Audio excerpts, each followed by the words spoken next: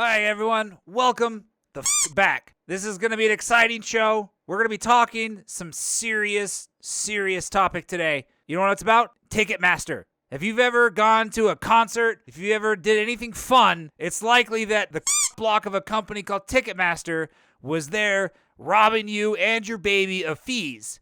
And I'm here today to talk about a few reasons why Ticketmaster can just go jump off a bridge and why there really needs to be disruptance in this market. It's not bad enough that all the artists that participate through the Ticketmaster system are completely oblivious and have no freaking idea about its complications and problems. They're just like, oh, I had no idea how plebs buy tickets to my show. I just thought I made money and they got to see me perform wonderful acts of miracle because I'm so amazing. Probably not the best idea for all the people that put on these shows to announce, well, I had no idea, Chris Yeti. Why didn't someone tell me that people were getting screwed over buying my tickets?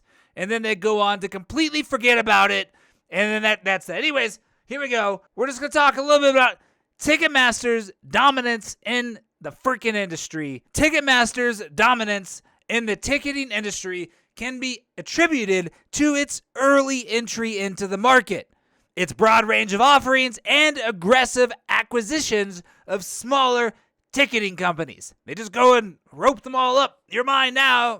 Ticketmaster's early entry into the market allowed it to establish a strong brand presence and build, air quotes, reputation for reliability and efficiency. More like reliability. It's going to suck the money out of your wallet if you want to go see anybody. They're basically blackmailing you into seeing your favorite concert, and everyone is omitting blame. Like, it's not my fault. It's your fault for buying our ticket. It's your fault for freaking clicking on it because there's a long essay of page after page after page of why you agree to get scammed. Anyways, additionally, Ticketmaster's vast network of partnerships with event organizers, more people who take more money, venues, and artists have given it a competitive advantage over other ticket companies that just don't exist because they all bought them all. Anyways, as a result, Ticketmaster has become the go-to platform for buying tickets to concerts, sport events, and other live entertainment. To be honest, I would rather go through the old 1960s Italian mafia to buy sport tickets than I would these guys. At least they had a better deal. And that's going to lead us right into Ticketmaster's monopoly. All right, I kind of teased it a little bit in the last bit, but Ticketmaster's dominance in the ticketing industry has also led to accusations of a monopoly. Now, these are a little bit more than accusations, and they're getting away with it, these weaselly bastards. Whoa, what's a monopoly, Chris Yeti? Well, tell me more about monopoly. Put your pants back on. We're going to figure this out together, okay? A monopoly occurs when a single company controls a particular market or industry, like insurance and the railroad, giving a significant pricing power and the ability to limit competition, and sometimes that means they'll tie your ankles to concrete blocks and throw you off the damn bridge. In the case of Ticketmaster, the company's control over the ticketing industry is basically a one-way bridge if you want to see anybody fun. All right, they limit fun, and you have to get through them to get to the fun side. They have allowed it to charge high fees to consumers and limit the options available to them when purchasing freaking tickets.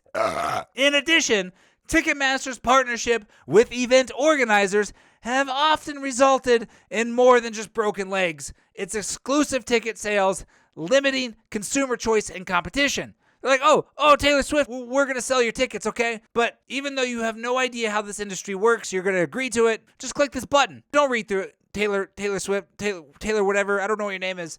Just don't read it, Taylor. It's ridiculous. Limiting everything. Look, guys, this is more than just the 30% increase in fees that you have to pay on top of more fees just to get inside the website to buy a ticket. So Ticketmaster's business model, which is complicated to say the least because they got to hide all of their ridiculous, dark, shady shenanigans and just continue weaseling their way out of things. Ticketmaster business model is also a significant contributor to its control over the market. The company operates on a commission-based system, meaning that it takes a percentage of each ticket sale as its fee. And by percentage, I mean pretty much everything, and then they give like 5% back to everybody else. While this business model has been successful for Ticketmaster, it's resulted in absurdly high fees for consumers, leading to complainers and calls for regulation and whatever. Additionally, Ticketmaster's acquisition of smaller ticketing companies has encouraged its growth in this direction because nobody's going to stop them. They just got out of Congress, and nobody's going to stop them. They let them go. They said, I guess you persuaded me that there was nothing really shady going on here because they did some kind of magic trick, and then poof, they were gone. This is only encouraging the behavior, and they're only going to continue dominating this industry, and it's going to be another 100 years. We just encourage them to continue screwing us because the government said, well, it's the buyer's fault for not reading through a lawyer's contract of why they're paying for what they want to pay.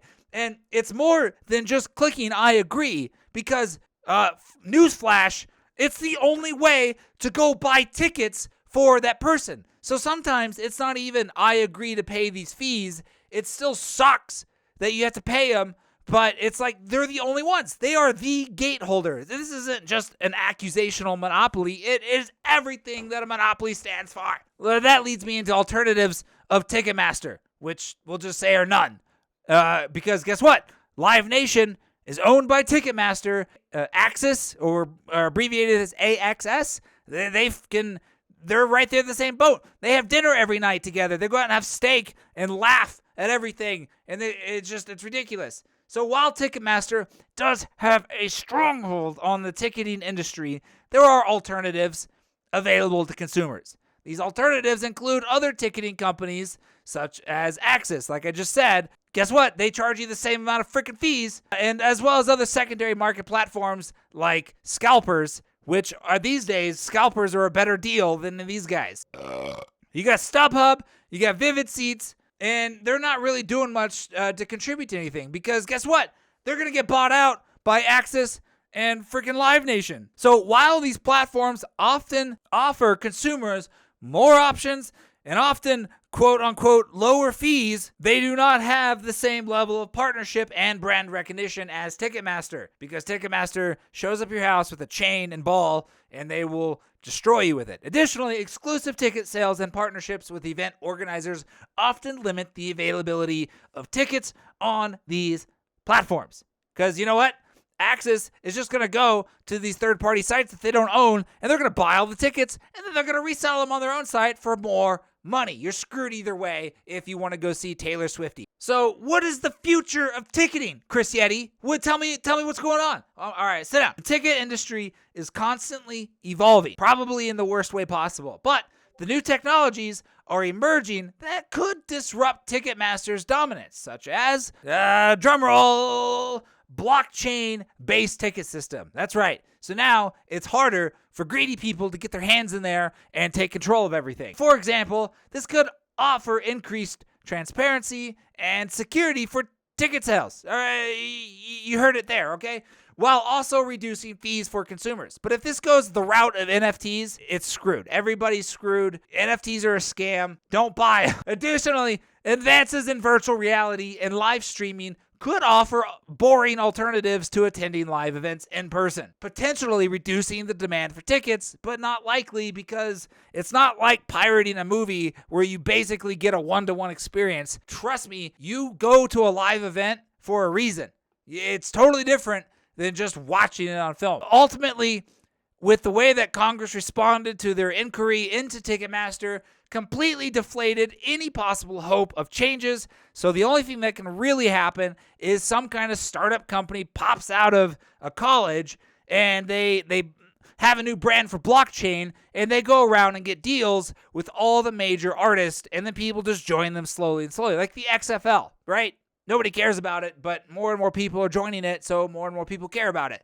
But let's face it, someone who starts that up 10 years down the road, they're going to be like, oh, the CEO scammed everyone. And then Ticketmaster's like, oh, welcome back to the fees, bitch.